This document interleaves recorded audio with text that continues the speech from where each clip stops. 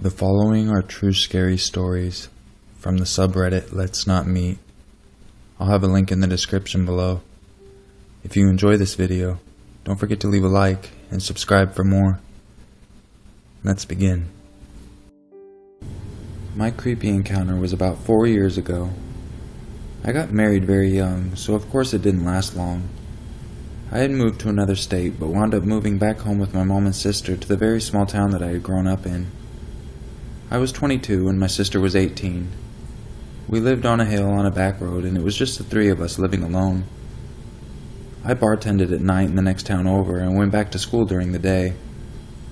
One night at work, I answered the phone, presumably to take a to-go order, which was also something I did while working the bar.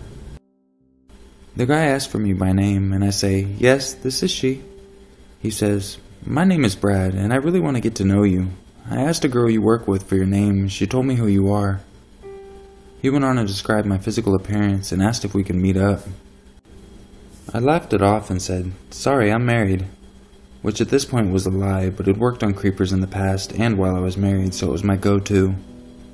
He said, "Oh wow, really?" and hung up.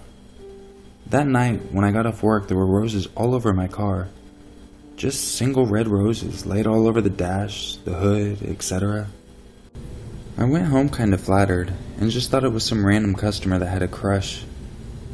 The next week, my sister and I are laying out by the pool at our house. A guy in a small red pickup slows down on the road by our house and stares.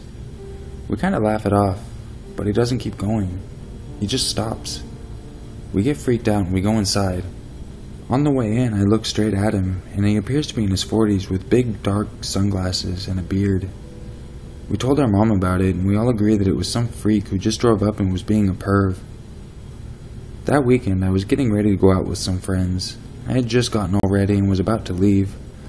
I was home alone and stopped in our sunroom and grabbed some stuff off the patio furniture and looked up just to see the same guy, red truck, windows down, beard, sunglasses, etc., was driving by looking right at me. I ran into the house, locked the door, and watched him go by through the crack in the living room blinds. When the coast was clear, I ran to my car and left. A few hours later, I was almost home, going down the back road to my house. Here comes the red truck going the opposite direction. It's like midnight at this point, and when my car lights hits his vehicle, I see that it's him and he swerves into my lane. I swerve over to keep from hitting him head on and go into a person's yard. I wound up hitting a telephone pole because I freeze like an idiot in fear and let go of the wheel. My airbag went off and these people ran out of their trailer to check on me. We call the police and tell them what happened. The police take a report and my car gets towed. I'm without wheels till I can pay to get it fixed and very freaked out by the red truck guy. My mom and sister are beginning to get scared after him running me off the road. We start watching our backs and don't sleep too well at night. A few nights later, I'm at work and I get another call asking for me. I take the call and it's the same man from about a week ago. He asks how I've been. I said I'm busy very rudely and I'm about to hang up. He said, "Wait." I'm sitting at the table with my back to the bar. I look up and see the back of a guy with brown hair and a hat. On his cell, of course. He said, "I work in a place called the Toy Box. You want to know what kind of toys we have?" I hang up and walk around the bar, and when I get around the corner, it's the beard and sunglasses guy with the same shades on inside. I go get my manager, and immediately he comes out with one of my guy friends at work. Dude is headed out the door. My guy friend runs after him, asking, "Who the hell are you?" The guy runs outside and starts to get in a bright-ass yellow Corvette. Before he leaves, he yells, "Who am I? If karma is good, I'll be her thong in the next life." He then drives away, and I stand there dumbfounded for a minute and then go call the cops. I tell them it's the guy that ran me off the road, and he was driving, about the roses, etc. A cop comes to my work and takes my statement, which is totally embarrassing. My manager is laughing at what the guy said, which I guess would be funny if the nut hadn't run you off the road. My guy friend is very mad and told me I didn't have to worry because if he came back he would handle it. I did have to worry though, because this weirdo not only knew where I worked, but where I lived, so at some point he had followed me. After that, I stayed on edge. I was driving a loaner car, and I was watching over my shoulder everywhere. Nothing happened for 3 weeks. Then one night, my sister had a friend over, and so did I. We had watched movies and laid down to go to sleep. Our friends were on the floor in my bedroom. I was in my bed, and my sister was sleeping on the futon couch in my room. My mom was also home, asleep in her bedroom.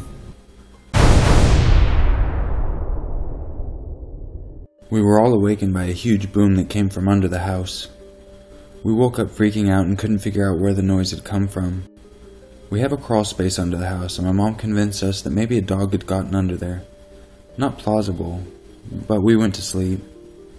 It was raining the next day. My mom went to check the mail, and a weird bottle was in the mailbox. She called the police. Turns out someone had put a Molotov cocktail bomb, homemade bomb of some sort, in our mailbox. They had also put one under our house that actually went off, and that was the boom we had heard the night before. Finally, my sister is getting ready to go to school one morning. She's home alone, gets ready, leaves to go get in her car. As she's backing out of the driveway, red truck pulls in behind her, blocking her. She freaks, pulling forward and runs into the side door of the house. He just sits there looking at her, and she is too afraid to take the time to get the key out and unlock the door to get back in. She runs around the back and through a field to the closest neighbor, never looking back. The neighbor called the police again, taking a statement, and nothing ever happens. They drive past our house for a week or so, patrolling. Red truck is never seen again, thank God. I still have dreams about it sometimes. So red truck, I hope we never meet again.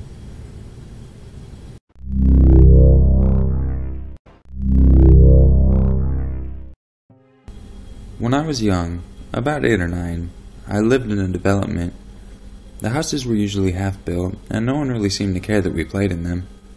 It was fun for the most part. Even on rainy or snowy days, it was a haven from the elements. On one particular day, a group of friends and I made our way down to a house that we frequented, only to be greeted by a couple and their child. I can't remember the adult's name, but the child's was Samantha. She had a gender-neutral haircut, a bowl cut, face dotted with freckles, big blue eyes, and a rather unusually large glob of phlegm coming from her nose. Even when mouth breathing, there was a tinge of labored breathing. My friends said she was like Jaws. And then she spoke for the first time. "You're cute," addressing me. I was a little shy at the time, so I didn't speak. Her parents laughed it off and told us by the end of the winter we'd be neighbors. Oh, how I wish it weren't true. During the winter, she'd asked to stay at my house because her parents often had to work nearby. I hated it since she'd grab my arm and basically caused me to have no free hands to play with my dinosaurs. Even after they'd moved in, she'd never leave. It got so bad that when they'd tell her to come home, she'd throw tantrums. Eventually, her parents refused to let her come over, but that still didn't help. She was in all my classes. She'd read with her middle finger, which got her in a lot of trouble since that wasn't a nice thing to do. Also, her nose got worse once she was in school. We regularly had to ask her to blow her nose, which only made it worse. Eventually, some teachers found out she'd been practicing bad hygiene. Essentially, she was one of those underpants recyclers, never wiped, and most disgusting of all, no showers. This was apparently addressed to her parents, and of course over time got resolved. Why do I bring this up, you ask? She told me this because according to her, lovers don't hide secrets. I realize now that she was just a smitten girl, not sure how to ease into a relationship, but for lack of better words, I was repulsed by her. I swear she'd given me plenty of reasons to steer clear of her. She would often send paper airplanes with poems about kissing me, and at lunch she'd wipe her dirty fingers all over my food. The worst thing was when she followed me into the bathroom. I seriously didn't want her around, but it all got worse in the 5th grade. I got to know Ginny, a very developed girl who had a lot of the same interests as I did. Sam, on the other hand, was girly and very angry at her. She'd spread lies about her, ranging from having fake boobs to being born a mistake. Eventually, it got so bad that Ginny didn't come to school for a few days. It didn't take long for Sam to try to get with me. She locked herself on my arm and began, of all things, licking my arm. That's when I told her off. A 9-year-old boy telling a girl how disgusting she was. I can assure you, she was devastated. After a while, she announced she would be moving away. She had to clean out her desk and return for a couple items. Of course, though, that never happened. The teacher and her aide ended up doing so. What they found scared Jenny and I to death. Pictures of Sam stabbing Jenny, beating her, and even more disturbing, cutting off her breasts. Jenny and I remain friends to this day, but we never discussed Sam. I'm not sure what else to say aside from one thing that my parents found creepy about her. One night when she first moved into her new house, at the beginning, we'd had a sleepover. My parents ended up seeing her over my bed holding my hand saying, "I'm gonna marry him." Yeah, Sam, I really don't want to meet.